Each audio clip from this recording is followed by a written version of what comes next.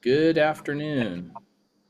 It is Tuesday, September 16th, 2025. It is 4 o'clock, and this is the regular meeting of the Jefferson Public Utility District Board of Commissioners. My name is Jeff Randall. I am president of the board, and I'm calling this meeting to order.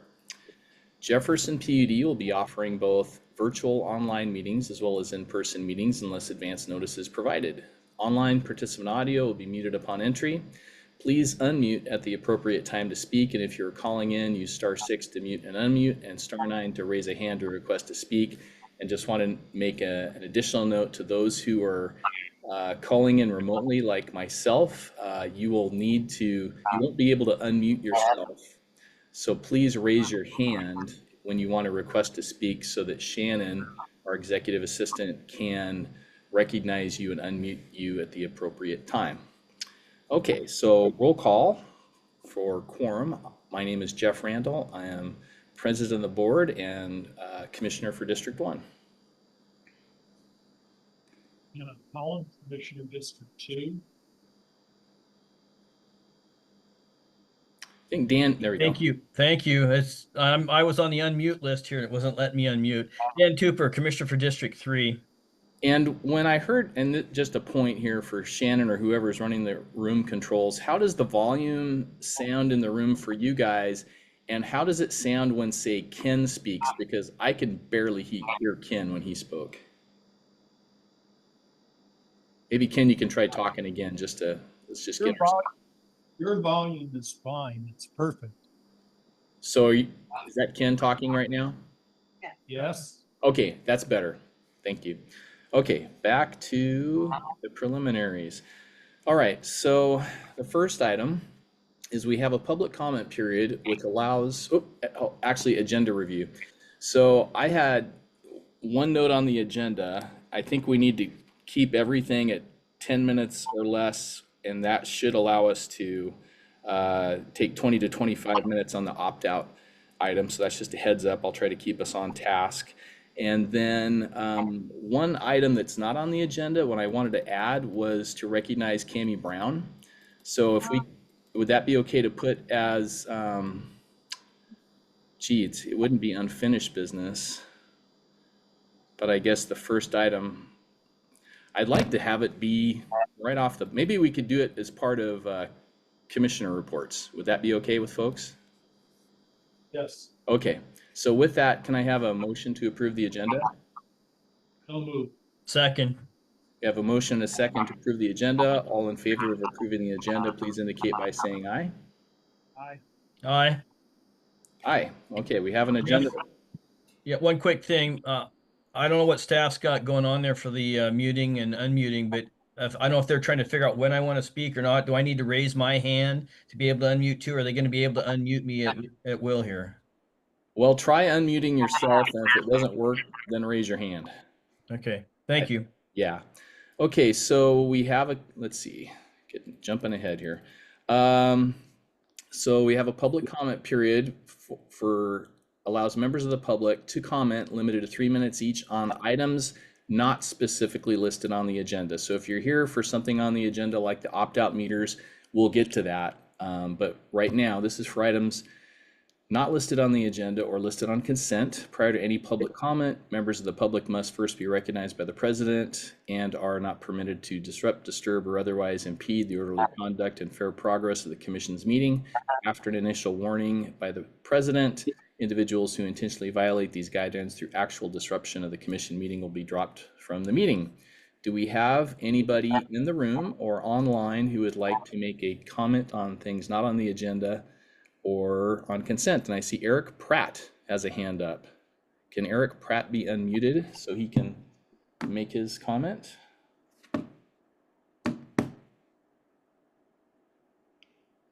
Shannon, are you able to help? There you go. You're unmuted, Eric. Good afternoon, commissioners and staff. My name is Eric Pratt. Thank you for taking the opportunity to listen to me speak. As we probably already know, we've addressed some issues regarding some of the fiber installation around the county, and I have been an interested party in how that's been shaking out. And I want to make sure that the PUD knows my appreciation for their hard work and their important mission for our community. But I also want to take a moment to perhaps request that the PUD take pause in some of the decisions being made with some of the rollout of this new infrastructure. I know we've sort of had some of our issues. We've addressed some of those issues. We're working on remediation of some of those issues, which I appreciate.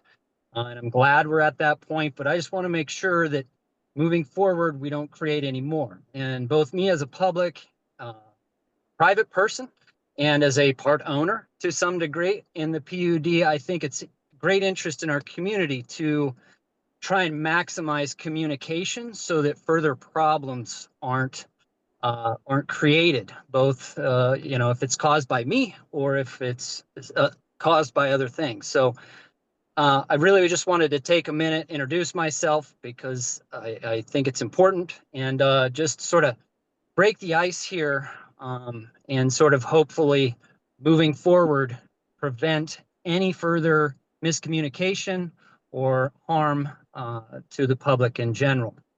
So again, thank you for taking the time to listen to me. I appreciate you. I'll let you guys get back to your good work. And I look forward to communicating with staff and the commissioners to make sure stewardship of our community is maintained. Thank you very much. Thank you, Eric. Do we have any other people online or in the room who'd like to make a general public comment or an item not on the agenda or on consent? And I'm not seeing any hands. Do we have Phil? someone in the room? Yes, Phil Stover. Okay, go ahead, Phil. Hi, Philip Stover, District 1. One quick question. I'm curious if there's any status yet on the responses to the bid package for the Dana Roberts substation installation. I think that package went out last month early, and I'd like to hear a one-liner, if there is a one-liner response, maybe during staff reports or something. Okay, Joe, is that something you can touch briefly on in staff report? Okay. Anyone else have a general public comment for something not on the agenda or on consent? Anybody in the room? Going once, going twice? Okay, we're gonna move on. And the next item is the general manager and staff reports. So Joe, if you can do it in 10 minutes or less, that would be awesome to keep us on track. Started sharing my screen.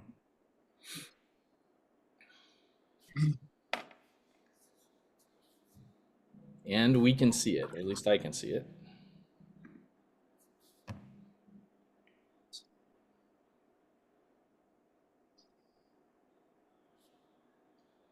All right, so just wanted to brief you on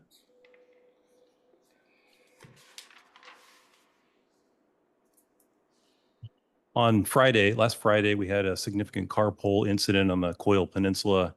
Almost, about 290 customers were impacted. Wanted to call out our valiant line crew that came out on their otherwise day off and did some outstanding restoration work. So you can see the scene that they rolled up on was significantly destroyed infrastructure, and on the right, they're wrapping up restoring the infrastructure and restoring customers. There's another crisis that we're working through right now at the Calla Point community connected to our broader Quimper water system. There was a pump failure last week and a booster pump failure simultaneously, and the community had low water pressure. This is a week ago, prior to Sunday. So we did some water switching to bring on Quimper Reserve and restored an intermediate amount of service. It's not full service. So it's requiring that we implement mandatory restrictions on flow in the community so that the lower capacity tie that I'm fumbling the word on is going to be capable of meeting a limited amount of demand in the community. So unfortunately, we have limited fire flow and ongoing mandatory restrictions. Those restrictions we anticipate are going to go through September 25th. We have a crane showing up, pulling the almost 400-foot deep pump on Thursday. We'll do some rehab on the wellhead and then expect to have the pump back in service by the following Thursday. Technicians may be on site daily around 7 a.m. and crane mobilization will be a bit disruptive in the Calla Point neighborhood on September 18th and on the 25th. And Jose, who's on the call with us, is estimating repair costs to exceed $120,000. Hmm. So if you have more detailed questions, Jose would be the person to answer them. Okay. One more item.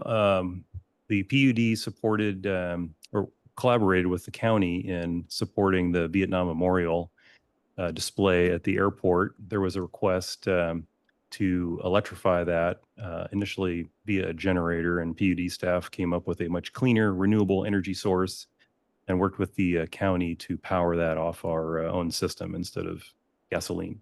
So proud to have collaborated with the volunteers that were honoring our Vietnam veterans at the airport this past weekend. And finally, to Philip's question on Dana Roberts Substation, we are developing a game plan that is imminently underway to transfer a significant amount of load off of the Hastings substation to Dana Roberts substations. That's going to be a priority instead of the bank. Putting another bank at Dana Roberts doesn't immediately relieve the loading on Hastings. So the priority there is to get Hastings below its rating. And then we have a follow-up game plan with our employee, Jesse. His game plan is to then go in with a new transformer in 2026 to Hastings. So that's our tentative capital plan at this moment. It's not solidified, so subject to change. I notice that things that I say are held very literally, and I'm just trying to put some space around this is a tentative plan.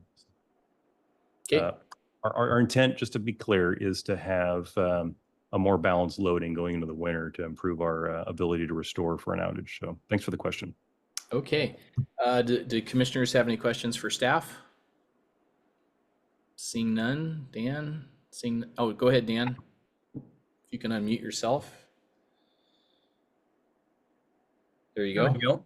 Okay, thank you. Yeah, just thanks for the good work on all around on the line crews, all the employees. I know across the utility have a part in everything we do. On the water side, I just wanted a little bit of a shout out. Again, the water guys do a great job. Thank Jose for keeping the continuity going with the Jefferson County Fire Departments on that Calla Point issue. That's good. I get feedback on that kind of stuff, and it's really good that we have those communications going on. Thanks to everybody, all the workers out there. Okay. So I was going to ask commissioners if we could hold our normal commissioner reports until next time, but if we have anything critical that we want to communicate now, I'd say go ahead. Is that okay with both of you? Okay. Go ahead, Dan. I do have a couple things I'll put in there, Jeff. Okay, go ahead. I just want to make sure you guys are keeping up with current events at Energy Northwest. And there's going to be a special meeting on the 24th. It's a Zoom meeting. And this is around the small modular nuclear project with Amazon. We will need to have a resolution, and I'm sure Energy Northwest will coordinate with us for the October 23rd, 24th meeting on in support. They want, they're looking for all the utilities members to support. So, and right now they've had a couple meetings that they went through to talk about the guidelines for the board of directors' role in the conditional approval of the project to keep moving forward. So I just want to put that on your radar with Energy Northwest. There was another thing. Dan, quick clarification on that. When you said first there was a special meeting on the 24th, is that September 24th? September 24th. And there was one last week when at NOAANET, I was at NOAANET and I was on Zoom at the same time and listened to that meeting there. And it's about setting up the guidelines and rules for the board of directors in this part of the approval process for the conditional approval, which is the first stage of moving forward towards final approval, which will be later next year. Okay, do But you know the what vote- time that special meeting is on September? No, I don't. I think Okay. at the time they said it, I don't know if they set a time, and I haven't seen an email prompt come out Okay, yet. I can follow up. And I do have the ones in October on my calendar, so thank you for Yeah, that. so that's probably the one thing in my report of interest. I do want to go over my schedule just a little bit because I'll jump around here. I just got to look through and see what I had and where it's sitting here. I'm obviously in Moses Lake. I'm going to be in Eastern Washington, September 20th. I won't be at the fair. I just want to announce, sorry, I can't make the fair. I love doing that event out in Quilcene. I won't be available for that, but I know our staff will do a great job. I won't be able to make, because then I've got a lot of things going on, but I won't be able to make the ICG meeting on Thursday. That was Okay. the other thing. I don't know about a quorum. Yeah, or what- I'll be there. Ken, are you gonna make it to the ICG meeting? I will. Okay, I'll be remote, but yeah, we'll have a quorum for that then. Yeah, because I have a meeting until 5:30, and that rolls right into an evening event, so I don't know that I'll be available. So Okay, thanks, that's Dan. the highlights. Okay, appreciate it. All right, we got done in under 6-7 minutes, so we're on. So we've gained a few minutes. So moving on to our next topic. Actually, could we do the and this is the where I suggested we put it. We have Cammie Brown in attendance, and Cammie Brown isn't going to be taking minutes for us any longer. We're kind of going to a new system, but staff suggested it, and I encouraged us to recognize Cammie and all the work she's done for us over the years. And the dates that I had were that she started working for us in February of 2017 and has been with us the whole time. So I just have enjoyed working with Cammie and want to thank you for your contributions in helping the PUD become what it is and helping our meetings smoothly and getting back in the day. Ken remembers too when we had to hard sign all the minutes and the resolutions and everything, and the big book would come around. And it's just been a real pleasure to work with Cammie. So I don't know if Dan or Ken have anything additional you'd like to say. It has been a real pleasure working with you. Appreciate your contribution. And good luck to you with whatever you choose to do going forward. Yeah, I'll second what's already been said. Thanks, Cammie. I remember back in the days when before I was commissioner on the Citizen Advisory Board, and when we made the switch from a previous process to you, and it has been smooth and seamless and always reliable, and appreciate everything you've done for the utility. Thank you. And Cammie, I don't know if you have anything you want to say, or if anybody on staff wants to chime in. Been a pleasure working with commissioners and a learning experience also, and also a pleasure working with Joel Maisner. I just want to say that. Thank you. Amy, just on behalf of staff, the service that you provided in creating accurate public records of our meeting minutes and documenting all of the decisions has been essential to the accountability that we have with the community. So thank you for that service and doing that diligently and accurately for our community. And Joel. Just want to also acknowledge Cammie for all her hard work and wonderful attitude she's shown us through some difficult meetings at times, and just always putting, the hard work of the utility first. And you've just been a pleasure to work with, and just hope you enjoy your time. Hope it frees up your schedule. All right. Well, we are right back on schedule exactly with my draft schedule I've worked out. So I think next we haven't approved the consent agenda yet, so that would be appropriate now. Can I have a motion to approve the consent agenda? So moved. I'll second. Motion and a second to approve the consent agenda. All in favor of approving the consent agenda, please indicate by saying aye. Aye. Aye. Aye, consent agenda is approved. Now we are down to unfinished business, draft budget discussion. And Joe, if you could do this in 10 minutes or less, that would be awesome. I'll do my best. So what we did is documented the questions that came up from the last budget discussion. So I'm just going to quickly read that question and what our response is. So the question was, what is the water timeline for rate development of the rate case that FCS is working on? That's part of our overall rate development strategy. Do we have a proposal for the community? Do we need a rate study for given the water budget? The response is that is within the scope of FCS's contract. So they're doing electric rates first. There's these two portions of electric rates, one of which we're going to talk about tonight, opt out. The other is time of use, and then the water rate study. So we've asked FCS to begin the water rate study. So that is commencing now. Next question is, do we need to check with the county on the additional wastewater treatment operator? And the answer is we are in dialogue with the county on that. Dan, do you have your hand up for a reason? Keep going, Joe. I just put it up, so when you were done, I had a question. Okay. I think it was Dan's question on the training budget. Wanted to understand what the basis for the training budget is. So I've got a bunch of numbers. Total training budget in 2026 is anticipated to be 325,000. 2025 was 195. That breaks down to roughly commissioner training of about 35 and average employee training of about 3 for the upcoming 2026 budget. The next question is on timber revenue. So there was a question about what a PUD might expect for timber revenue. We have the CFO requested a forecast from the county. I've got a couple of scenarios. I don't remember what the numbers are off the top of my head, so I might just send those on to you. But it's a forecast at this point. Next question is, so they responded appropriately with 3 different scenarios. I just don't remember the number off the top of my head. Next question is, how did the power and transmission costs for Bonneville break down? It's a little bit awkward to do as well on slide, but transmission, we're expecting increases of 2.6 million and power cost of 15.3 million. So if that gives you a sense of the Bonneville rate impacts for 2026. And on top of that, we're also expecting tier 2 power costs to go up by 1.2 million.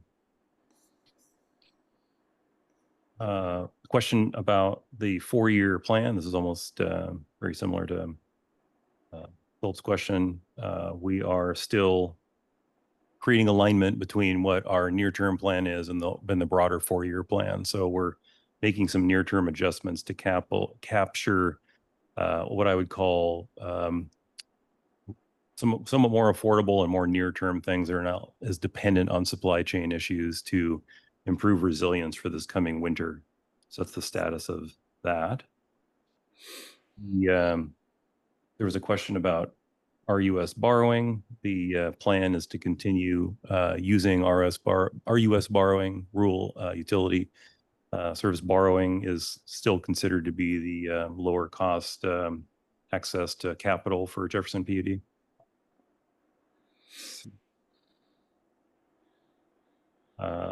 There was a question on the cost of operation for vehicles. I don't have that unfortunately handy. There was a question about how we were going to fill the $700,000 gap in water, and that I think I previously answered about the water rate study is going to bring some solutions to commissioners. So we'll hear how you decide to handle that. So that's that concludes the questions and answers, even if I missed one on fleet and need to give you a more detailed one on timber. Okay, Dan, did you have a question for the manager on that? Yeah, so when I went through the packet, the presentation on budget that was in the packet, I wrote down a question, but I didn't mark what page to reference it to. And that was, and I don't know if this was my math or if it was a standalone number. It said, I saw something that broadband was going to lose $1 million in this budget cycle.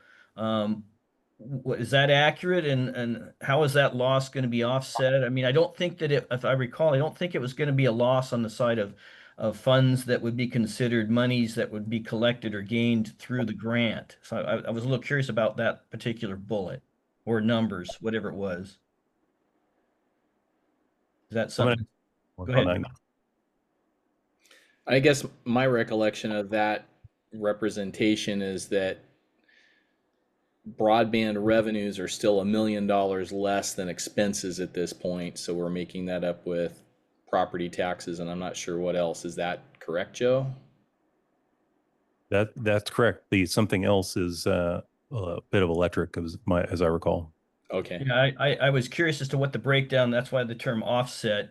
Yeah. I realized that there's a differential between revenues and expenses, but I wasn't sure how we were accounting or covering for that. I don't believe it was going to account out of grant funds. So that's that little more granularity on that. It doesn't have to be right this second. So Right. just that was the only question I had on related to the budget, other than one more question, which is, obviously, we don't have I don't think we do, a regularly scheduled meeting between now and the hearing. Seems to me we should have one more budget special meeting or something.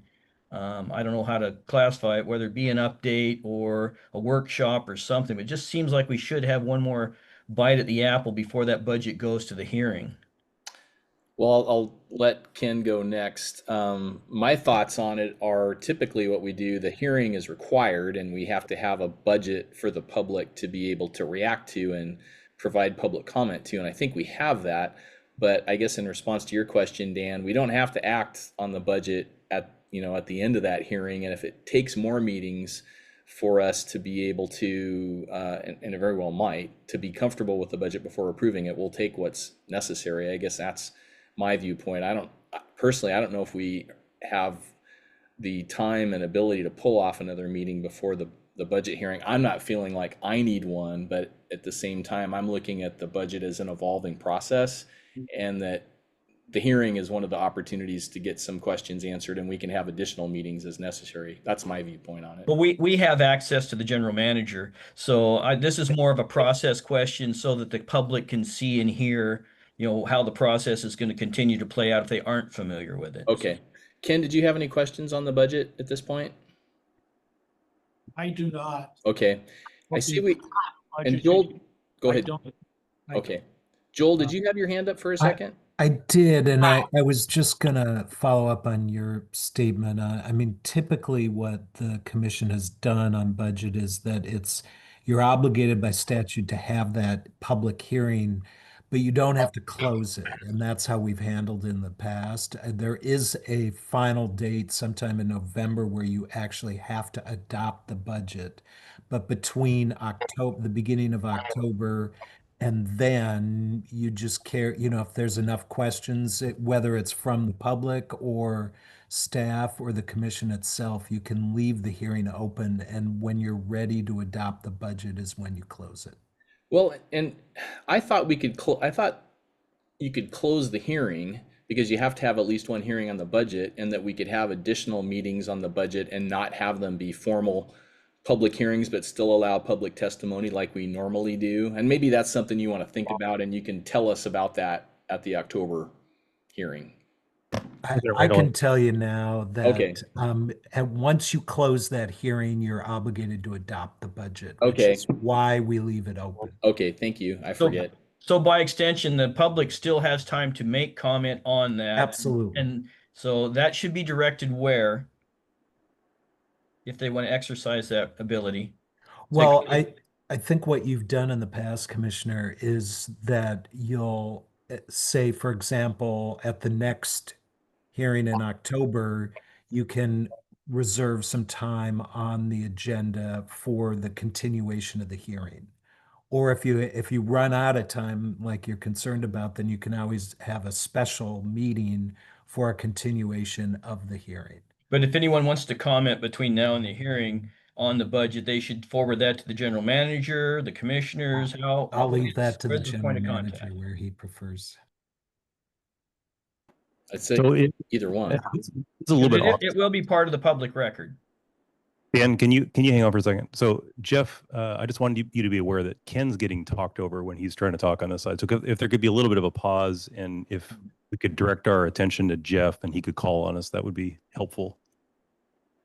Ken, did you have something to say?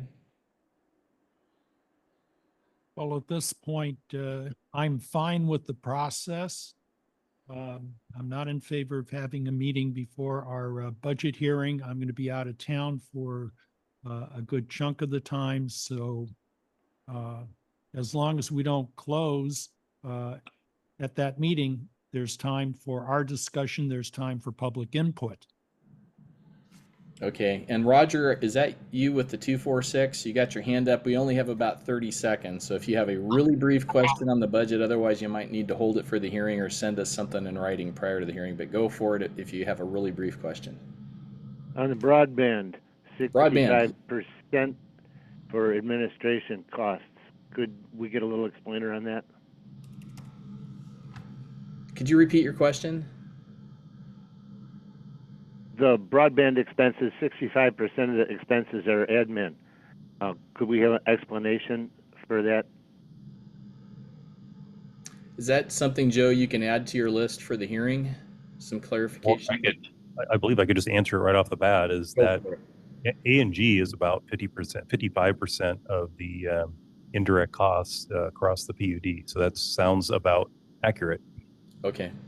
If that seems high, I did benchmark it to other utilities in the across the U.S., and that's basically right square in the median of where other A&G costs are. So it didn't flag as abnormal to me.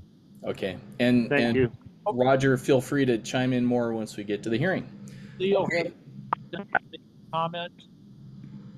Okay. I just wanted to, so on what Dan was saying about broadband, when I look at the financials and I look at the budget, and so you're looking at a deficit this year, but then it gets substantially worth $2 million the next year. I think it was like $3 million, another $3 million, right? And Mike Bailey, I believe at the last meeting, says what he's doing at the end of the year is he's lumping the broadband in with the revenue from power. So essentially, you guys said do not use the power ratepayers' income to support the broadband, but in the end, isn't that really what's happening? That you're using that to cover debts. And then the other thing is, at what point are you guys actually going to be ROI neutral? When are you actually going to pay all your debts back, everything that you've lost? When are you actually going to become actually really net positive? So, Leo, we're at time on this issue. We have a whole bunch of issues we have to get through, and we also have the budget hearing, which I think that we'll dedicate that to the budget, and we'll have more time. So, if I don't know if you want to note the question, Joe, and Will's not here, but we'll have more time to dive into that. If that's okay with the commissioners, if we move on, I think we have to. Noted, and we'll get Leo. We'll get Leo an answer at the next meeting. At the budget meeting. Thank you. Thanks for your question, Leo, and your understanding that we have a lot of things to get through. Okay, we're on opt-out, and I'm going to try to keep us at 25 minutes. I know we have a lot of folks here, and I think this is a step in the process, but I'm going to turn to Joe to lead off. Okay, so we had two public meetings on opt-out, and there's been a number of questions generated. So I'm just going to buzz through commissioner questions, and then the president allows me to make some remarks on that. So one of the commissioner questions was, have we completed the AMI build out? The answer is basically there's like less than a dozen meters, and there's just going to be some natural churn as services are connected. Services come on. Are we opt-out customers? So I have some numbers to share later on about that. New services a month is roughly 20 to 30. We're adding our taxes collected. They're taxed by the Department of Revenue, and we're expected to collect 6% tax on those. Policy for opt-out. Why are we waiting for low and no? And the answer is that better answer than I do, but we're not seeing, staff does not see energy security and contributing to folks being able to afford their electric bill as being in the same vein as choosing a different kind of service around opt-out versus an automatically communicating meter. Next question is about administrative and general costs. How are they allocated? And that was part of the FCS rate study where they calculated an A&G allocation that was significantly lower than the 55%. It was in the 40s, 40-ish percent. I forget the exact number. I got it written down here somewhere. Is there a charge for changing out to an electromechanical meter? That isn't an option, so there is no charge there. I mean, if they have if the meter gets changed out, the meter department has a non-communicating Itron inventory, and that's the meter that we deployed. A rate study for surrounding. Okay, so a rate study for surrounding utilities. The FCS study showed a number of comps. Question is the $25 a subjective number? And the answer is no. That was a there's a calculated number, but it's not 25. So then there's the details around the questions around how we got to 28.30. That's a math of $16.37 for meter reading, customer service charge of $4.32, overhead of $8.91, a capital credit of $3. Subtotal is $26.60, and the tax due to state and county is $1.70, which brings us to the $28.30. Let's see, how many utilities are trying to get to AMI like us, and how many are there? There is, as of 2022 is the last national survey that I've seen. I think it's, I don't remember which federal, I think it was Department of Energy posted that it's 72%. 72% of the nation is served by advanced meter infrastructure. How much did we save when we went to AMI? I don't have that number. There's,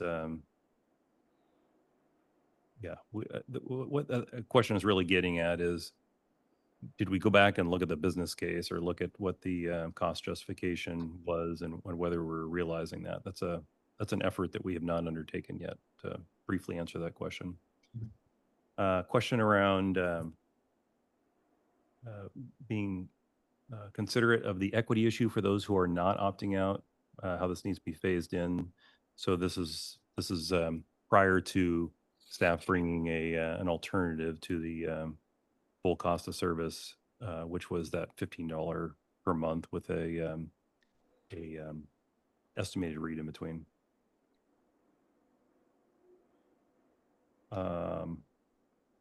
What is the cost of running vehicles? When the study was conducted, those costs are taken together. So when folks charge their time, they're also charging their vehicle miles. So I don't have that broken out, but that's how the costs go into the same bucket for direct costs. And so I'm sure some financial guru could go harvest that information out of our financial system, but I didn't do it for this exercise. There's some questions. I think there was questions about the admin overhead of 891. We have talked about that. So there's as I mentioned earlier in this conversation, there's an existing A&G overhead of about 55%. A subset of the A&G costs that were deemed relevant to the opt-out was calculated between the financial team and the consultant months ago, and they came up with a lower loading than our typical loading of about 40%. I think I got the number here somewhere. Hey, Joe, once you get that number, I'm going to pause you for a second. 43%. 43% is the loading, and 55% would have been the standard loading. Go ahead. I'm just concerned about time here because I know we have a bunch of people who want to make public comments, and I think it's important to frame where the PUD is currently at on, the big picture with this issue right now. And I want the public who are in attendance to know that the commissioners have received your comments. I've responded, very briefly to some folks via email. I haven't responded to everybody, but we're receiving your comments. And staff received your comments too, as Joe is indicating. And Joe, I think it might be helpful to maybe just jump to, there's a resolution in the packet, but then staff has prepared an alternate resolution and an alternate path, recognizing, and I think folks heard that we have a bunch of big projects. You heard just a little tip of the iceberg from Joe of a bunch of big projects we're working on, including some emergency situations. And staff has prepared a new resolution for the board's consideration. And I wonder if you would just jump to that, Joe, if that would be okay with the other commissioners. Sure. I was just trying to be respectful of all the previous questions and give answers to those, but I'm happy to do the another proposed alternative. So in the packet is a proposal to not do the full cost of service on a monthly basis, but bring forward the alternative that was brought up in the last, a variation of the last meeting's resolution. So in the last meeting, we brought forward a resolution to estimate monthly and read on the other months. So we would do estimates on odd number months and send meter readers out on the even numbered months. That substantially reduced the cost of the meter reading component of this program.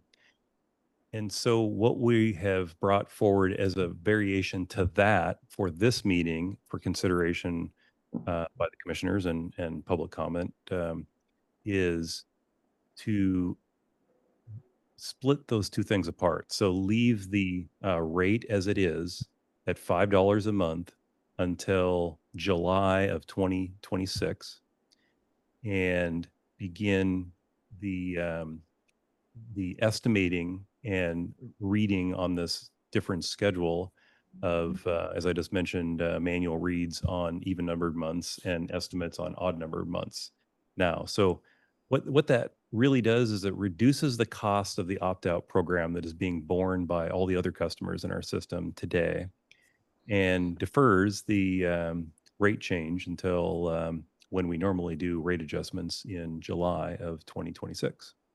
Yeah, so I'll just summarize again for everybody. So what staff has come up as another, they had already come up with a proposal to only manually read the current opt-out meters every other month and do an estimate in between, which would reduce the number of meter reads by half. So then the proposal by staff would be to reduce the cost of the opt-out charge from the proposed $28 to $15 a month. And the new resolution would delay that $15 a month until July 1 and keep the $5 a month current charge, but to have the PUD immediately begin only every other month reads of those opt-out meters so that the cost of the PUD is reduced by half because we'll be reading it less only every other month, and to do an estimate in between. And the advantage I see to that is that we start that process of only reading the meters every other month, so we learn, how practical is that. So anyway, that's the proposed resolution. So let me start. Is that everything you wanted to go through, Joe? Yeah, and just Jeff, it's on the screen now, so you can actually see. Thank you. And I realize it's a new resolution, so folks haven't had a chance to review it yet. So this is kind of first touch with this idea. Do the commissioners have any questions or comments at this point? So the difference is that we immediately implement the every other month read and defer until middle of next year the rate increase for the opt-out customers. Precisely, yeah. Okay. And then Joe, I had a question because part of this proposal, were you done, Ken? Yes, thank you. Okay. Part of this proposal is that solar net metering customers whose meters are not just reading consumption, but also reading power fed back to the PUD grid. So there's a couple of numbers that have to be read. The proposal was to not allow those customers to be opt out anymore. They would have to accept an AMI communicating meter. And I have questions about that, about why, and what I've heard from staff is that those meters can't be estimated. I'm not asking for a response right now because I think the response might be complicated and I don't want to frustrate more than necessary the people that are in the room and online who want to make comments. But I just want to express that's a concern of mine, that it seems to me like we ought to be able to estimate those folks too, so they could fall under the same every other month read. So that's a question I have, but it doesn't have to be answered right now. And Dan, you have your hand up. Yeah, so clarification on bullet number 3 there, the low income discount shall not apply to non-communicating meters under the opt-out program. Does that mean that we are going to charge people who have the opt-out for the $5 fee that weren't previously charged that? Is that how I should interpret that? Yeah, that is a staff proposal that has the other items of this proposal have remained consistent from the last meeting. So the solar net meter issue that Jeff brought up, and Jeff, just to quickly answer that question, it wasn't a staff decision. That's the billing tools that we have do not have the technical capacity to estimate a solar meter. We checked with the vendor NISC, and they just don't provide that feature in their estimating algorithm. And yes, Dan, that is a consistency from the last proposal, is that the low income discount wouldn't apply going forward. So that was the only question I had about what I'm looking at here for the moment. The other one too now is a little bit more about process. And, I think that we probably had a little bit of miscommunication or misunderstanding or difference of opinions leading up to this. Part of that being whether the public has had really enough time to understand and respond to what we've had. I want to acknowledge that, and we'll own that. If we have not been forthcoming enough in the public eyes, that's that's on us. And I just want everyone to know that that is nothing that was by any way defined trying to keep the public from being involved. So I just want to put that out there first before we get any further in the process. So I'll stop with that at the moment because I know we're limited on time and I want the public to be able to get in. But that's two things I have up front. Okay, thanks, Dan. And I just want to ask this too, Joe, just because this may flavor people's comments. We're going to run out of time at some point. We have other things to address on the agenda. Presumably the first meeting in October, which is the budget hearing. I don't know sometimes those budget hearings are short and we have more time that we could close the hearing and then continue on to other business. And then we have the second meeting in October, which would be, I think October 21st, that third Tuesday. What's your thoughts on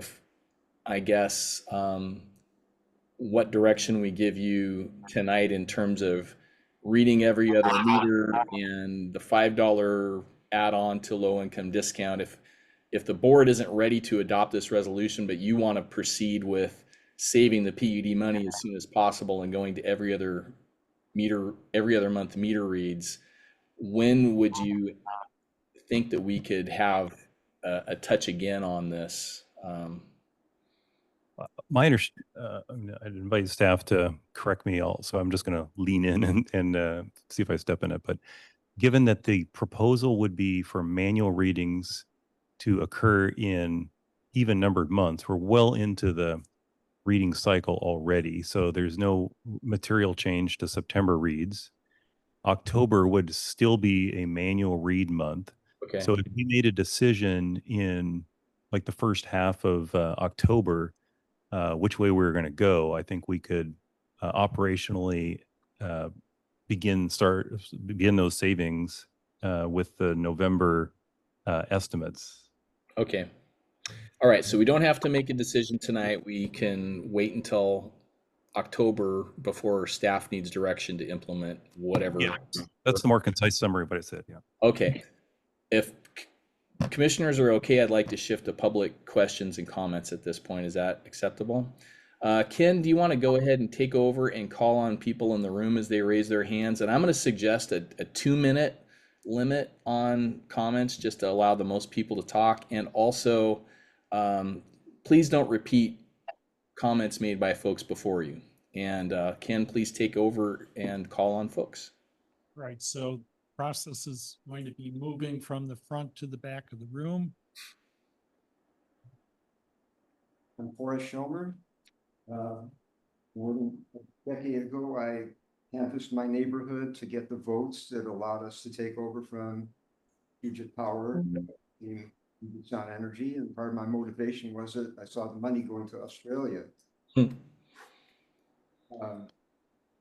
far as this issue, since my meter is read monthly right now, I watch as the representative comes each month, and it takes, not more than 2 minutes. And I live in an urban neighborhood, so I'm sure there's any number of other users in the neighborhood. So it's not a special trip to my meter more than about 2 city blocks.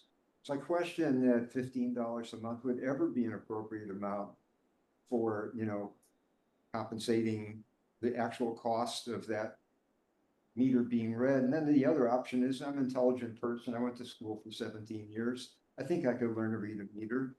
And then you can come once or twice a year and do a reality check and see if I'm cheating or not. I won't, because I'm really invested in this organization for, any number of years now as a campaigner and as a customer. So I hope that you actually will freeze the cost where it is right now and continue it indefinitely for people like me who will cooperate and help the system operate so that it doesn't increase your overhead. Thank you. You have to Thank leave you, now. thank you, Forrest. You got it done in 1:25. Ken, next person.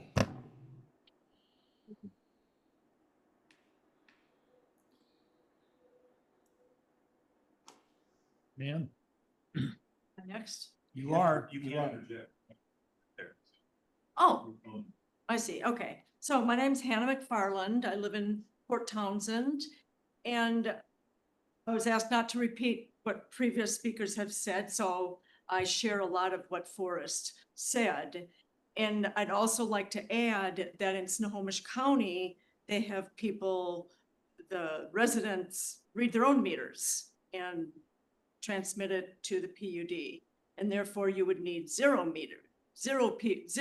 staff from the PUD to come out and do meter reading. So that seems like something that should be seriously considered. Thank you. Thank you, Hannah. That was awesome. 40 seconds, and you didn't repeat and raised a new point. And I'm going to ask staff if they could touch on the Snohomish PUD, what we know about them at the end, because that's been brought up before. Who's next? Annette Hankey, I'm in District 1. I have questions about the level of scrutiny applied to opt-out customers that is not equitably applied toward, let's say, broadband customers, for instance. I would like to see, I'm guessing that we paid FCS between $10,000 and $20,000 for that opt-out rate study, something like that. I think a similar study done and have the A&G applied to broadband and have same fine-tooth comb go through the hundreds of hours that our commissioners have spent on broadband and have the broadband customers pay for that and reimburse the electric customers for the years that we subsidize, that the electric portion subsidized the broadband portion. And let's see what kind, with at 20 some million dollars for broadband, I think we might be talking about a whole different ballgame than 1% and change of the PUD's budget, which is what we're scrutinizing now with this fine-tooth comb that we're using on the opt-out program. Let's apply it to every single aspect equitably, and then I would feel a lot more comfortable about it. Thank you. Thank you, Annette. And you got done in 1:30, so I appreciate you keeping your comments concise and raising new issues. Ken, next one. Please go ahead. My name is Chris Mars, Port Townsend, and like to see it a quarterly deal where you could check up if you don't trust us take a photograph and send it in. It's not a cheap deal and you don't drive. Doesn't cost you anything other than the book work, which you're already doing in one way or another. Thank you, Chris. Thank you. Next. Next. Yeah, Sebastian Egger, Port Townsend, District 1. Thank you all very much for the consideration that you have of this issue. Unless you reach broadly into the comments that these kind people have made, and including the article in the Port Townsend Free Press, you're not getting the full coverage of what the possibilities are for us to increase the coverage and the efficiency of our PUD by thinking a little bit differently out of the box about not necessarily following the industry guidelines of how these things are done. Along with that, I'd also like to add that electromechanical meters are secure from being hacked, as are our own personal systems through electromechanical meters. So anybody that's concerned about their own personal privacy and security, as well as that of the PUD in general, should be somewhat skeptical, or at least to encourage the PUD to look very carefully at protecting our overall system and personal systems from the invasion of who knows from who, the Chinese, whoever.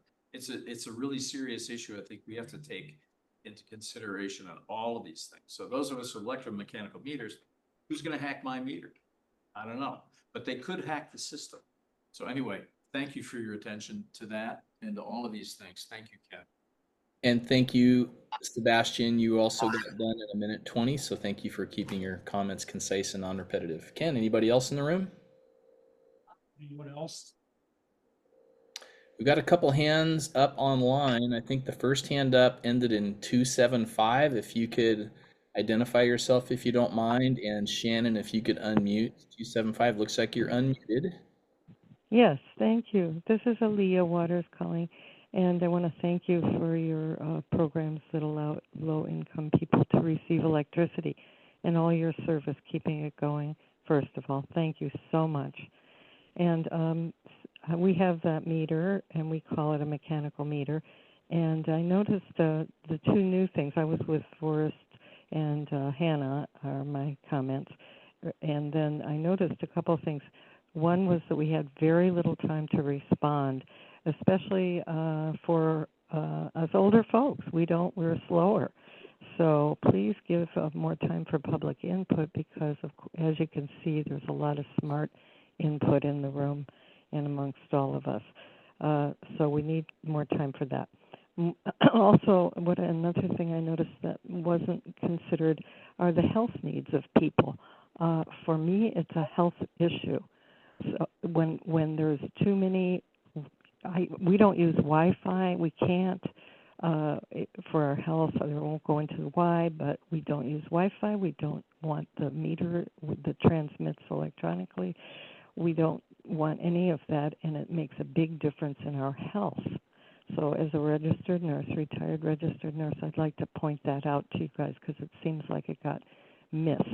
And the other thing was I didn't see any realistic comparison between the meter costs. If you're lobbying to get rid of the mechanical meters, which does seem to me that you are, we should at least have some accurate data on the true costs of the whatever you call the other one, meters that read through the air.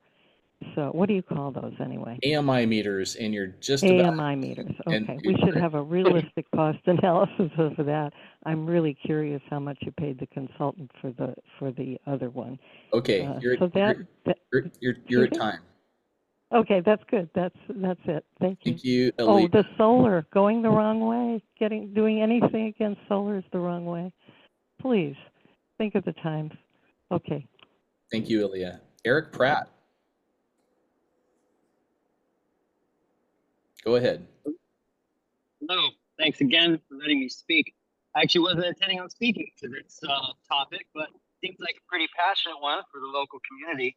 And I can tell you one thing, sort of following this experiences I have, is I've noticed that the public wants you to trust them, wants the PUD to trust them.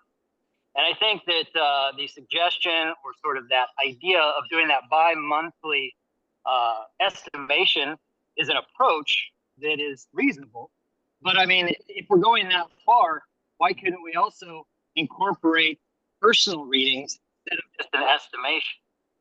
And I think that's a back and a forth issue where you can find balance between the interests of the PUD and saving costs with these new smart meters and the public's trust in the PUD and allowing them to maintain the standards for their own life and living that they want. There's a lot of great points made from both sides.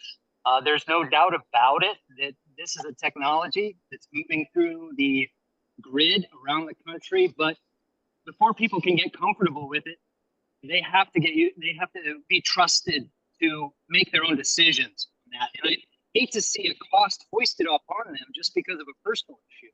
So if there's any way to keep that cost very reduced, absolutely minimal, or offset it by trusting the public to do some meter reading, I think that would go a long way to help this issue for our community. Thanks again for letting me speak. Thanks for keeping your comments under 2 minutes, Eric, and thanks for bringing up new issues. Did we have anybody else online or in the room who wanted to comment? I'm not seeing anybody on my screen. It looks like Suzanne, you have your hand up. Go ahead. 2 minutes or less, please. Hi, can you hear me? You can. Hi. I just wanted to go off of Annette's point where it's just the idea of cost, actual costs. And it seems like when you do the base cost that we all pay, that all the extraordinary and, miscellaneous costs get rolled into that. So why not this one be also rolled in as the other things are, like if people have a faulty meter that you have to make an extra trip to go and try to fix that. So that's an extra cost. And so it seems like all those it's just kind of like the cost of doing business, general overhead. So that's the main thing. And that, people definitely need a choice. And many people have given good reasons for that. So, and also the timing, as Dan Tupper also said about making sure that we had enough time to hear about it. That's an important thing too. Anyway, thank you all, everybody at Jeff Pud, in terms of doing all the incredible work for the storm clearance and all that incredible stuff, keeping us safe. Okay. So, thank you. Thank you for your comment, Suzanne. Is there anybody else online or in the room that I cannot see? I see a hand up, 246. Is that Roger? Go ahead. Thank you. Roger Risley, District 2. I think the problem here is fees. You're already collecting probably $8 million a year in fees. And I don't know, it all seems like junk fees to me. When you sell electricity, it's a beautiful thing. You're adding a lot of wealth to the community. But when you're charging fees, you're extracting wealth from the community. It just makes no sense. It hurts poorer people more. It's regressive. It's medieval. It's monopoly rents, just like the popes and the kings used to do in the Middle Ages. And I think we should go after the customers that are really generating costs. Go after the port and get them to pay for their own stump grinding. Go after the Port Ludlow Association and get them to pay for their own feeder. Get the Navy to pay for their own cable. These are the free riders that we need to go after. Anyhow, thanks. Thank you, Roger. And I just did quick and dirty math, and I don't think you're far off on the base fee calculation. It should bring in over, 6-7 million. All right. Is there anybody else who would like to comment on this item or online? Going once, going twice. Ken, is there anybody else there? No one in the room has their hand up. Okay, so I'm going to stop the public comment for now, and I'm just going to reflect that thinking about where we are with the budget, I suspect that Monday public hearing on the budget and our discussion and questions will probably consume that whole meeting. So I'm just going to suggest to staff and the commissioners, if we want to defer this and pick it up again at that second meeting in October, which would be October 21st, staff, hopefully you're hearing the questions, but if you could take a moment now, Joe, to talk about the Snohomish, what you know about Snohomish, because we had a conversation earlier today about how they got to that customer read. That was a really interesting history. And then we'll circle back to when the next meeting we pick it up. Okay, I'm tempted to add one more comment of my own. I think Annette's comment about seeking appropriate cost recovery in our service lines is an area of passion of mine too. So thank you for making that comment. And I think that the reason that we're not doing that well right now in broadband is because the community sees great opportunity to capture a lot of grant money but I agree with you that we need to get back to cost recovery in our service lines. So with regard to Snohomish PUD, that seems to have been an off-cited example of how customers can record meter reads. So let me just give a little bit of background on how that evolved. So Seattle, Tacoma, and Snohomish PUD, among many other utilities, but those are the largest publics in Western Washington. They all read meters every other month. So and sorry to interrupt you, Joe, and only billed every other month, right? So the bills in the winter, would be twice as big as normal. That's right. They did not send a bill when they weren't reading the meter. So that's right. Well, so I'll get to that point in just a moment. But yes, that's correct, Jeff. So they also send for multiple services. So the bill could be very daunting on the months that it came, and then you'd have a month of grace. But a significant motivator for Seattle and Tacoma to get to AMI was to be able to generate monthly bills in the way that many other entities, like your cell phone bill or your garbage bill, often comes out on a monthly basis. Snohomish PUD chose a different path. They were still working out their business case for advanced meters and drawing up their plans for how to do advanced meters, but they wanted to go faster than Seattle and Tacoma intended to go. So they started a program where they estimated every other month, very similar to what our proposal is for opt-out. However, just to be frank, and part of the reason I wanted to do a public outreach is because I wanted to see how this community was going to respond. Their community did not respond well to having a meter estimated every other month of the year. They didn't have a choice. They didn't have any advanced meter infrastructure at the time. They just had their non-communicating meters. And so when they experienced a significant amount of public backlash, and this is about 2017, 2018, they tried to create an alternate to their computer estimating the bill and allowed customers to take a picture of the month that they weren't sending a meter reader out there and send that in. So that is the genesis for the program that they have. I have no idea if they intend to continue it into AMI. They're currently deploying their advanced meter system now. They happen to know a little bit more about their situation because they're using the same infrastructure and technology that Tacoma Power was. Tacoma Power was about 2 years ahead of them, but bumped into significant supply chain challenges. That particular vendor got hung up in the same chip issue that was stopping a lot of car production in the US in about 2020, 2021. So they had to come up with a new chipset, and then that added about 1.5 years in delay. So Snowpud is rapidly trying to catch up. They're getting all of the meters now. Tacoma got theirs first. Now Snohomish is getting them all from Census Xylem as the manufacturer that they're using.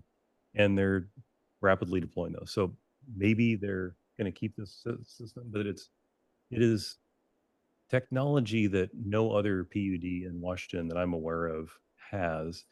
And frankly, Snowpud has resources given their scale that Jefferson and Mason 1 and Mason 3 and Grays Harbor don't quite have. I mean, they have just many more customers, many more employees, and ability to create specialized products like this. Jefferson PUD we're very stretched financially, and we're using off-the-shelf utility software. We don't customize it. We're trying to be economical in our software expenses. So while I understand that it was being perceived in the community to be very straightforward, the staff at Jefferson PUD don't see a clear path to be able to feasibly do this economically. We believe that there'd be software development charges, union negotiations, because this would transfer from a particular union that's representing the meter readers to a different union, maybe processing it internally, or we'd still have to have the meter readers sit in the terminal.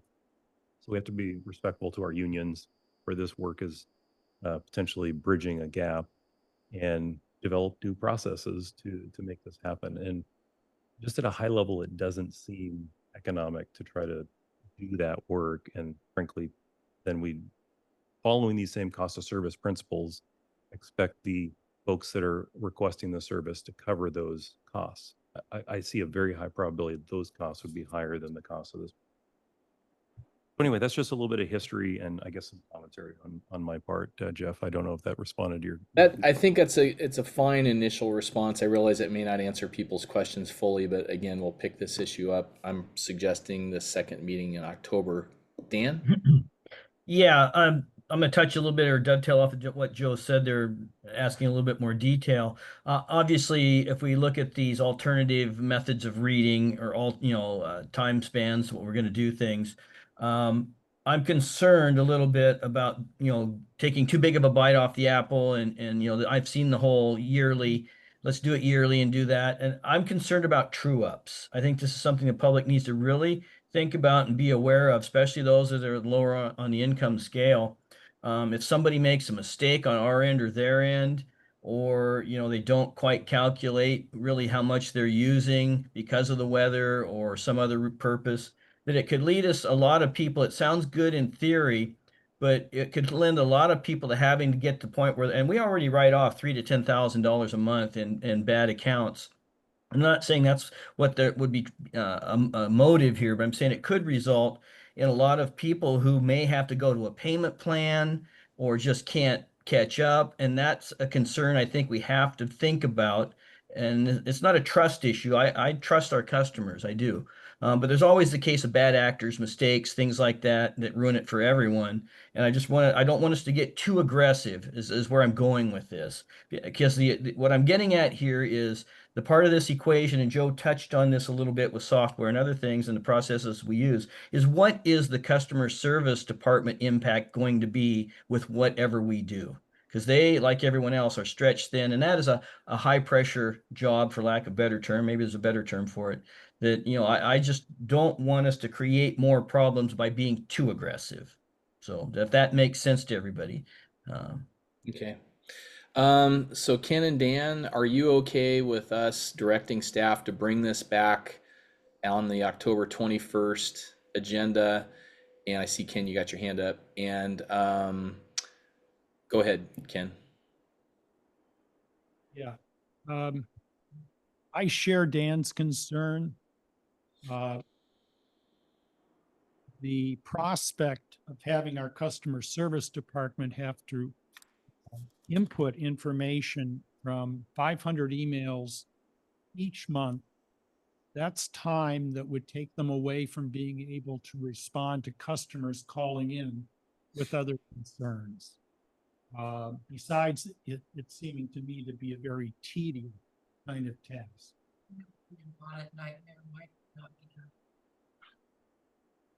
So I think there may be solutions to this. We're talking about a difference of 33 cents a day.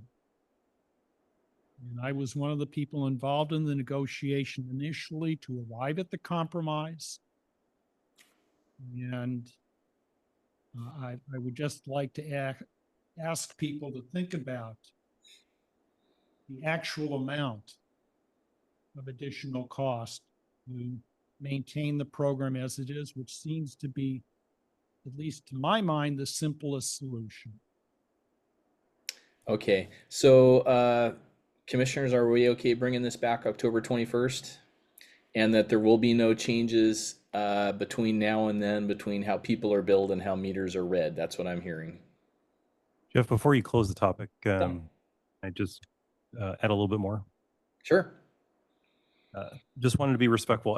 I wanted to, there was a number of public frustration about the amount of time that transpired between the letter going out and today and Friday's attempt to close out the public comment period. So apologies for that misunderstanding, or if I misspoke, apologies for that. But I did want to summarize for the board. There was a number of customers that did write in, and we tried to, the board members see those letters, but staff tried to find themes and summarize what those were. So I just wanted to quickly read through those. Okay, just letting you know, your staff and their other items that they have on the agenda are going to have to get shorter. I'll go faster. 14 customers asked that we delay the decision. 21 asked that we allow them time to take and submit pictures of their meters. 1 asked to be read less frequently, approximately quarterly. 10 agreements that 10 customers agreed that no subsidy should persist, and 17 wrote back requesting to be opted in. So I just wanted to give a quick summary of the feedback received so far. Sorry, Jeff, back to you. Okay, thank you. Dan. So a couple quick things. I wrote a few emails out and asked them to pass along about our process when it comes to these resolutions on the agenda and how it works. And I think today we're explaining, how that works. I don't know if we want to try and set another deadline, so to speak, as it were, for public input. I think we've heard a lot of the same things over and over. I don't know if there's anything new to add. I mean, obviously tonight's discussions about different options or paths we might pursue might generate more questions, but we don't want to run it right up to that meeting again. So I think while it's up front and hot in everybody's minds, that we should kind of say there is another day to give staff some time to prepare for that next meeting with whatever information they need to come back with, or whatever new things might pop up, so that we don't keep leapfrogging and stretching this out, right? We do need to have some method to the madness here. And Joe I'm fine with what's been put forward and talked about moving it out to that 21st or whatever. But I do think people need to start to realize that this is going to have some point at which decisions are going to get made, and for better or for worse, we're going to move forward with those decisions. So that's my concern, is that we do give people enough time to respond. And the board still, I'm not comfortable with the way the resolution is right now. The low income, I'd rather we left that alone until we got out until whatever the date was, June or whenever, because we're coming up on winter. So, that's the one of the things on there that I'm a little concerned that I'm not that comfortable with. And really even the $15 rate, because of a lot of questions that have come up. So I'm not exactly sure if we've got enough in the can tonight to rely on those on the next resolution. So that's why I was curious about another meeting of how we're going to land on a lot of stuff, because I'm not necessarily comfortable with the $15 number. I'm not definitely uncomfortable with the $5. So I'm just kind of wondering how we're going to work this out and take comment without running us right into that Sure. next meeting and the 21st. So Joe, if we, and people can make comments and submit them at any time up to a meeting, but your point is a good one, Dan. If folks want staff to get it and want a staff response at the meeting, it needs to get in ahead of time. And I don't know if we want to suggest like October 9th, which is the week before the agenda goes out. If you want to throw a date out there, Joe, as, hey, if you want us to respond to your comments in the meeting, please get them to us by a certain date. Do you want to pick a date? Joe? I can hear you, Jeff. Ahead of that October 21st meeting, do you want to pick a date to suggest people have their comments in if they want staff to respond to them? Sorry, I was just having trouble pulling my calendar up on my computer. So the second meeting. Third meeting. Yeah, the second meeting in October would be the 21st, if I have my dates correct. So Shannon's preparing the packet on the 17th. So yes, please, I would recommend from staff's perspective, in order to be able to be thorough and accumulate the responses, that October 16th be the last day that we 15th, October 15th. We try to Okay. be Cannon's timeline. So October 15th, please. Okay. So a couple other quick things, Jeff. I know we're short on time, but we got to take care of business. We got to take care of business. So I did get a couple comments and some feedback on, and this is a question for Joel. Is there anything that we might be doing or might be talking about doing here that could be construed as a gift of public funds if we don't recover our cost, or if we're adding to a fee, things like that? Is everything we're doing within the guidelines of not gifting public funds to a specific subset or group of the customers? Go ahead, Joel. You got to unmute, or somebody needs to unmute you. Thank There you you, whoever's controlling that. Appreciate it. The general rule on gifts of public funds are that when you evaluate the amount of the gift, that's really not the right analysis. So, a court isn't going to say you didn't charge enough. As long as you have a reasonable approach, which all of these in the judgment ultimately of the commission are reasonable approaches, as long as it's not zero and you're recovering some costs, there's, give and take here. A court will not evaluate the actual dollars. So nothing said here gives me any pause on a gift of funds, but I'll pay attention to the end result. Thank you. Thank you. And then I got one quick statement. And this is meant with all due respect to all parties concerned. I'm kind of going to push back a little bit about the use of the consultant and the consulting firm we're using. They're very respected. And the process for consultants is it's within the general manager's purview under the RCWs, without even going to the board, to engage a consultant. So I just want everybody to keep in mind that this is the way we normally do business with consultants. I'm on the record. I'm not a big fan of using consultants when we can do things in-house. And that's a general manager's call. Whether or not they want to go to a consultant or try to do things in-house. I may be joking, straighten me out if I'm wrong, but most of the information that these consultants use for this, they got the information from us, and they do use outside information and comparisons. So I just want everybody to understand, that the consultant's not the bad guy here either. You might be able to look at that way and make a case that they're pushing some other agendas.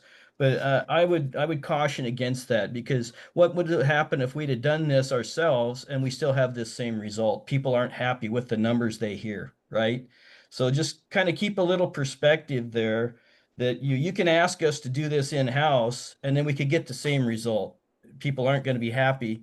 They're going to want to shoot the messenger, and we are the messenger. So just keep that in mind as we move forward, and not only on this item, but other things that we're going to do that require a consultant. That's just my 2 cents. And that's with respect. I'm not picking on anyone or pulling anybody out, because I myself have questioned the use of consultants. So Okay, if the commissioners have nothing else, then we'll pick up the budget discussion on the first meeting in October, which is October 3rd, a Monday. It's a different meeting date. And then we'll pardon me, I got the date wrong there. October 6th is the Monday budget hearing, and then we'll come back to this item on our regular business meeting on October 21st. Okay. And the next item I have on the agenda is the Clean Energy Implementation Plan. Is that Jean? Are you going to give us some info on that? I am. And I'll try. I guess, and if you could try to keep it to 10 minutes or less, that'd be awesome. I'm going to do my best. Okay. So, every 4 years under CETA, the Clean Energy Act, or Transformation Act, utilities need to create a clean energy implementation.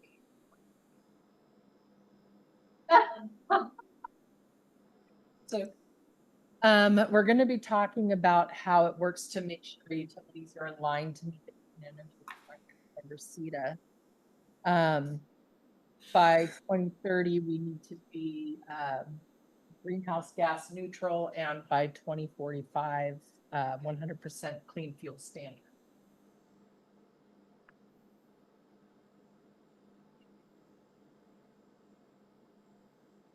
So the purpose of the CEIP is to ensure equitable adoption of clean electrical standards, set the utilities energy targets, identify the methods and resources we'll use to get there, and define how we plan to mitigate burden and remove those barriers to program participation.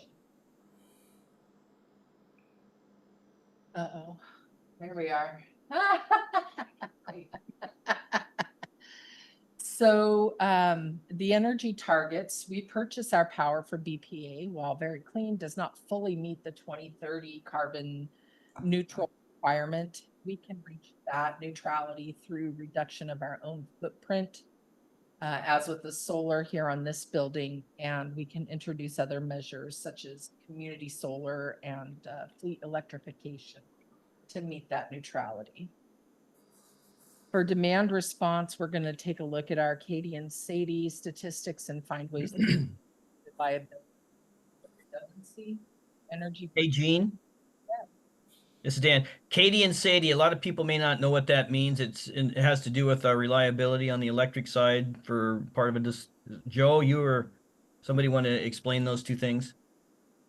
Customer average interruption duration and system average interruption duration. There's a missing I. So they are, they're industry standard benchmarks for how one measures reliability. Thank you. Thank you, Joe.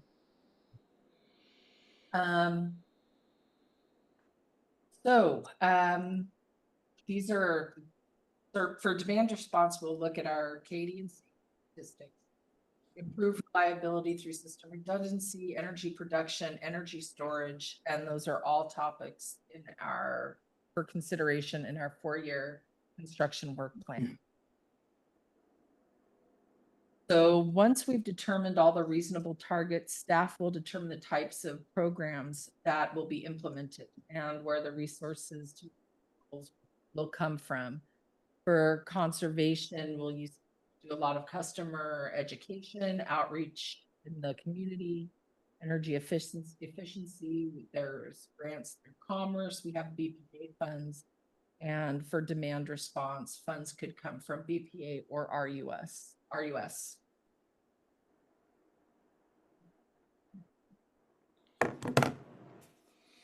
Making it equitable, we need to, we're going to be sending out social media messages.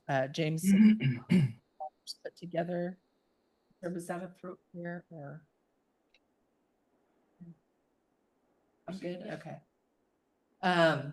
But we need public input to make sure everyone's voices are heard. And so we're inviting our customer owners to let us know the struggles that they're facing when it comes to powering their homes. And we also need to mitigate any rate impact from the system upgrades and remove those barriers to the program. So this is just a screenshot of the flyer that Jameson put together yesterday. This is going to go up in community centers, libraries. We're going to have it at the fair. Jen is going to go and get folks to fill out our survey, help them with that so that we can find out what customers need. And that's going to be ongoing. So before I went on leave, I promised the board an update on our HERE program. And I thought this would be a good place to do that because these are the kinds of programs that we're going to be looking at to help us electrify homes. So within the first couple weeks of sending out notice of the HERE program, we had over 300 qualified applicants. We were able to serve 47 of those. The total money spent on that, $738,000 to contractors. 468 of that came from the Department of Commerce, and 270,000 of that we used our BPA EEI funds, our energy efficiency incentive funds. And Kyle Chase was able to braid that with the HERE grant and get most of these installations done at no cost to the customer. So that was a really, really good work on his part. Estimated annual savings of 152,000 kilowatt hours, which translates to about 19,500 for our customers. If you figure that at tier 2, much of that power that was used was at that tier 2 rate. So we went over how the HERE program helped in their homes. It gave them increased energy efficiency through ductless heat pumps, decreased energy burden, increased comfort, improved safety. There's potential health benefits and also environmental benefits to getting the homes warm and safe. And last slide, to bring it in under 10 minutes, this is the process. We're gonna have to do a public hearing in October. Timeline for that, I'm thinking around October 21st. I don't want to do extra meetings, don't have to. The last time we had to do our clean energy implementation plan, we had the help of the CAB to reach out to the public and do a lot of that communication. We don't have this now, but we have experience and weather, so we can. Submission deadline for the CEIP is January 1st. That has to be approved by the board. Questions? Yeah, Gene, in getting the word out, I realize this is a short timeline and maybe the newsletter is already drafted and gone, but have you thought about working with Jameson to use the newsletter to explain this and what input we would be seeking in a public hearing? Yes, he's got that in the newsletter. He's also written up a couple of ads for the PDN and the Leader. Okay. We're looking at doing radio spots again. That really worked well for the HERE program. Okay. I think those are all good ideas. I don't know if other commissioners have feedback or thoughts. I don't have any objections to having a public hearing on it. And what I'm hearing you say is that statutorily we're required to have a public hearing on this item and to take input. And I don't have an objection to it being on that October 21st day, as long as staff feels like that works with the other business items that you anticipate being on that agenda. Other commissioners have questions or comments on this one? Dan? Looks like you're muted still. There's a little delay here for the prompts to come through. So again, yeah, I don't have any issues with this. I mean, Jean and her team, the customer service people do a great job, and I trust that they're going to give us the straight skinny on this. And if they got a timeline they want to keep, I'm all for doing that at this point. I haven't heard anything that would make me not want to support that. Okay, Ken, any thoughts or questions? It would be interesting to know among the 47 households who were helped, what was converted to electric power? You don't have to answer this now if you don't have it off the top of your head. It's a simple answer. I believe there were 5 fuel switching, people switching from power or from gas or propane, wood to power. So 5 they switched. Oh, is that Kyle? Did I hear him talk? No. Oh, okay. Okay. So fuel switching, ductless were one of the biggest whoppers. Okay. Is that everything, Jean? Yes, unless you have more questions. I'm sorry.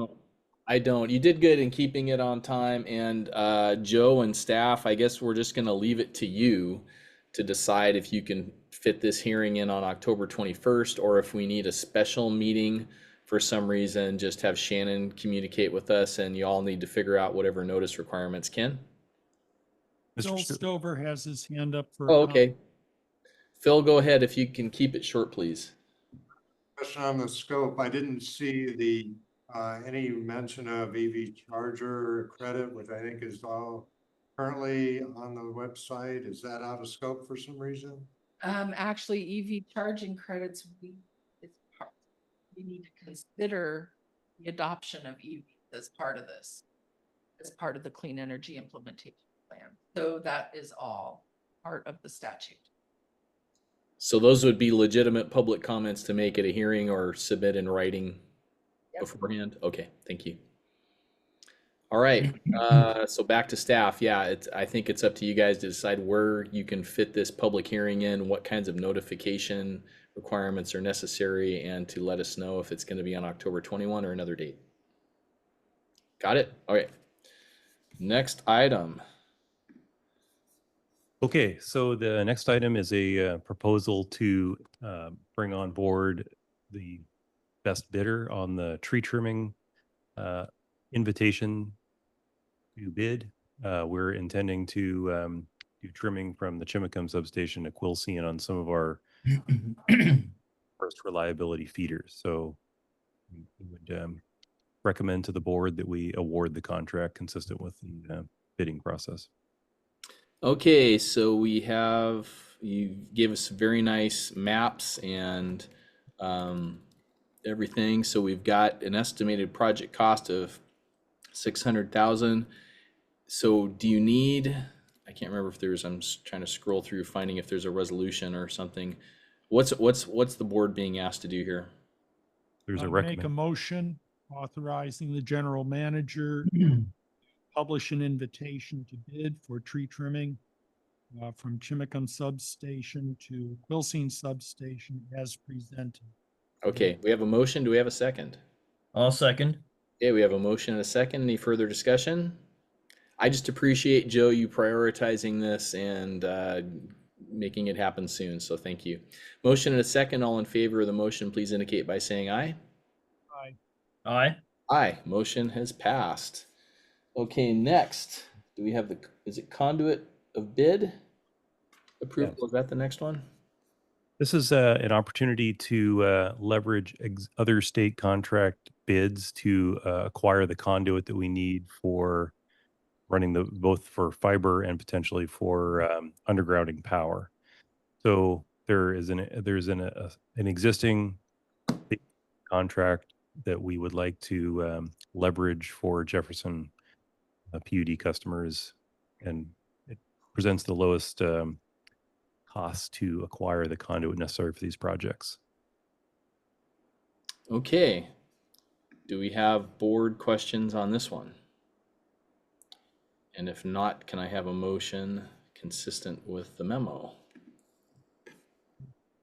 I move that the board authorize the general manager to enter into a contract with Wesco for the purchase of conduit and connectors to complete work related to and in conjunction with the Jefferson North Fiber Project as presented. Do we have a second on the motion? Second. Okay, motion and a second. All in favor of the motion, please indicate by saying aye. Aye. Aye. Aye. Very good. We've got that one dealt with. Then we have this declaration of water emergency, I think, is the next one. Yes, so we have an existing policy around declaring water emergencies, and we had to do that recently. So this declaration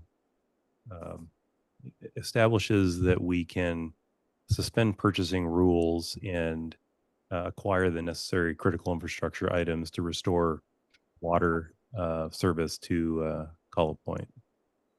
Okay, so, and I realize we have two items on the agenda that kind of relate to this declaring of emergency, but one is specific to Collet Point. It would be effectively retroactive, and it would declare the emergency until November 1, 2025, suspending bid requirements so we can address the emergency. And presumably by November 1, 2025, the emergency will be over. We will have made all the necessary fixes to the system. Is that correct, Joe? Yeah, Jose is the expert on this, and he's nodding his head. So I think the answer. Okay. We have a Jose head nod in favor of what has been described. So do we have any commissioner questions on this one? I have I have one question. It's kind of a process question, and that is when we do these emergency declarations and we make a motion to approve them, we also need to unwind it later on with the same process. They don't just sunset, correct? Because there's a date attached to them. So just put on people's calendars. Is that something we have to do? Is that the process? Well, I think it says, which shall remain in effect until November 1. I guess, Joel, do we have to take further action, or it seems to me like that would be sufficient. We shouldn't have to take further action. Joel? Yeah, we don't have to take further action. What the resolution does is first of all, you have authorized your general manager in certain circumstances to declare an emergency. But it's important that the commission have a role in that ultimately because you're responsible. So you, in this instance, as an example, you came back and ratified the, good work that management did to address this. They put a time period on it and it just goes by the wayside. I mean, the emergency is to acknowledge what happened, but it's also to waive competitive bidding, and that's the purpose. And we don't need a second action. You don't need to come back to do it, and staff has asked for the appropriate specific amount of time, and so. Okay. All right. Thanks for that process reminder. Yep, you So bet. in this case, we do have a resolution. I don't know, Ken, if you want to make a motion on this one.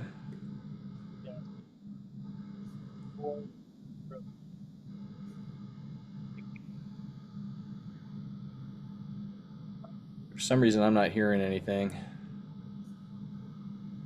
I'll try to be louder.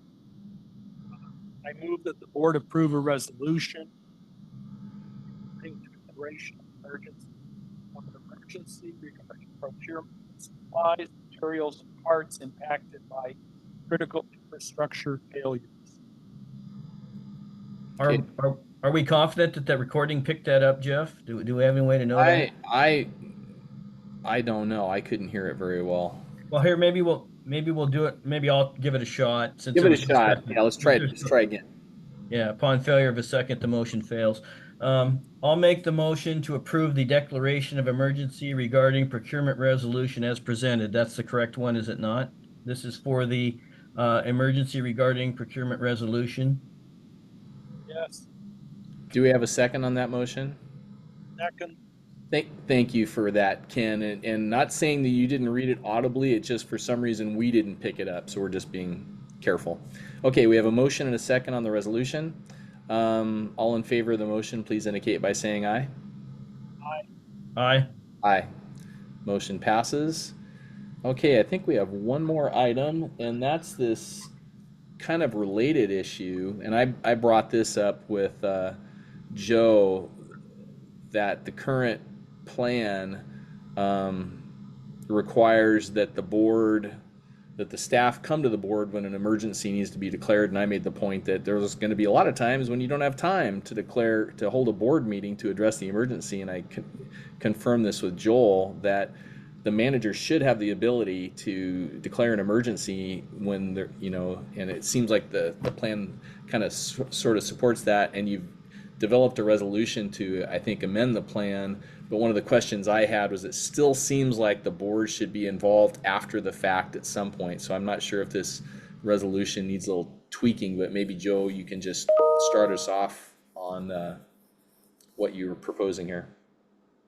Yeah, so this is what, frankly, Jefferson PUD needs more of, which is contingency plans ready to go in an emergency. And so grateful that staff called this water shortage response plan to my attention when we had the outages on the well and the booster pump. So this makes that a little bit clearer that that the general manager will be able to institute mandatory water use restrictions when those kinds of events occur, in order to preserve the quality of the water, maintain pressure, and be able to continue delivering safe water when we get general restrictions, depending on what the particular emergency is. when they become required. Okay, so I guess I have a question for Joel. And Joe, when you called us, or I can't remember if you sent out an email with the language from the plan or how it was, I remember quickly scanning through it and finding a section that seemed to refer and authorize to a more immediate response than waiting for the board to hold a meeting. I'm still wondering, I mean, this resolution that's before us, it doesn't seem to refer to the plan, modifying the language of the plan, and I'm wondering if it should do that, and if there should be some reference to, and it says report to the board, if because the plan talks about asking the board to do things, should there be some change to the plan to recognize that the manager has specific authority and how the manager reports to the board? Or how do you see this resolution and the plan interacting, I guess? Is that for me, I think or? it's for Joel, if you can I take it. think so, yeah. Unless he wants me to, but I'll let him first. Well, I meant you, Oh, Joel. you want me? Yeah. Okay, then I'm happy to, because in the resolution, under number 3, it says PUD staff are directed to update all relevant documents, policies, and procedures to reflect this change in authority. So Perfect. we're not providing a red line version, but the changes will be made consistent with this resolution. And to me, that covers, I think, what you're asking. Well, and so I guess I'm looking at item number 4, where it says, to the extent the declaration of emergency requires a waiver of competitive bidding, the general manager shall report to the Board of Commissioners within a reasonable time period after the emergency declaration. I wonder if it should say something like, shall report to the Board of Commissioners within a reasonable time period and seek, necessary action or something like that, board action, if there should be a reference to board action. Totally fine with that change Okay. on my end. Okay. And again, we don't have to take action on this tonight, but I'm wondering, and I would be fine with it on consent agenda, frankly, if we could make a little tweak like that. Are the other commissioners in agreement, or do you have other things? I see a thumbs up from Dan. I can't see Ken at the moment. He's thumbs up. Thumbs up. Okay. Okay. So I think with that change, Joel, if you want to help staff draft a little. Yeah, absolutely. So, and remind me again, you were saying. So item number 4. Right. Yes. Go ahead. So in 2, it says the general manager shall provide a written finding within 2 weeks of the emergency declaration. That is not sufficient for what you're I getting guess at? I don't know what that means. Well, that's per statute. So, I guess we could. So the statute refers to the general manager making a finding, or the board, or the PUD making a finding, or do we know?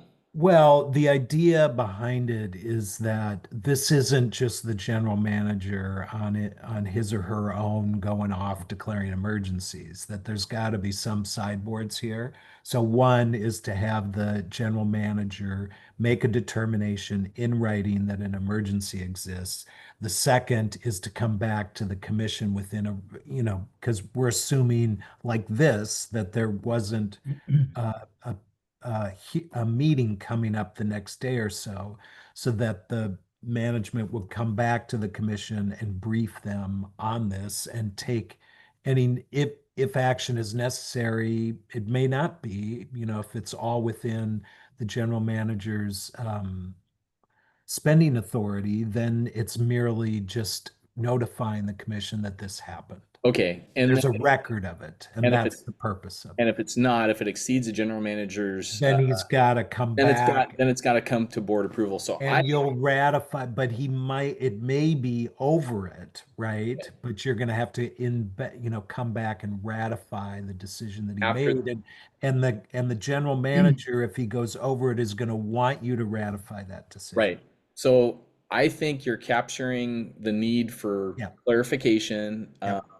Could you please work with staff to do that? I'm fine with it being on consent, or it could come back as unfinished business depending on the extent of the changes. Okay.